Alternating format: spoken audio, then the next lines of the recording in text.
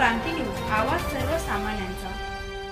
कळंब शिरढोण येथील शेतकऱ्यांनी बनवला ट्रॅक्टरवरील पेरणी यंत्राचा जुगाड, कृषी सहाय्यक यांनी केले इतर शेतकऱ्यांना आवाहन। धाराशिव जिल्ह्यातील शिरढोण तालुका कळंब येथील शेतकरी व दूध व्यवसाय मेघराज व्यवहारे यांनी आपल्या स्वतःच्या ट्रॅक्टरवर टोकन पद्धतीचा पेरणी यंत्र जुगाड पद्धतीने बनविला आहे। ज्यांच्या जमिनीच्या ठिकाणी जास्त पाणी लागते, म्हणजे ज्या ठिकाणी पाऊस जास्त झाला, संबंधित जास्त पाणी जमते शेतातील, त्या ठिकाणी हे टोकन पद्धतीने पेरणी करता येते।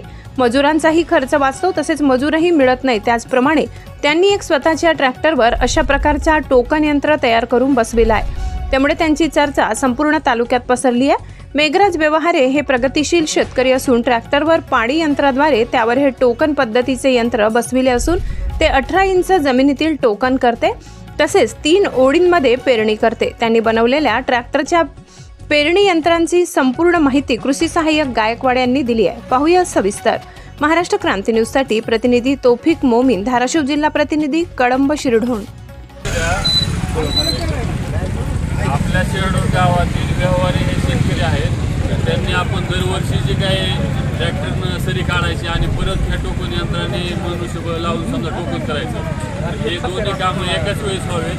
शेतकऱ्याचा खर्च वाचावा आणि वेळ जाऊ नये, वेळ पण वाचावा म्हणून त्यांनी हे ट्रॅक्टरच्या सरी यंत्राला टोकन यंत्र जोडून एक जुगाड तयार केले आहे। तर हे 2 सरीमधलं अंतर आहे, सेंटर सरीमधील 5 फूट आणि पाठीमागे जे टोकन यंत्र 3 जोडले आहेत। 2 टोकन यंत्राचे जे आपल्या ओळी टोकन तयार होणार आहेत, त्या 2 टोकन यंत्राच्या ओळीमधील अंतर आहे 18 इंच आणि सरीचं अंतर आहे 5 फूट।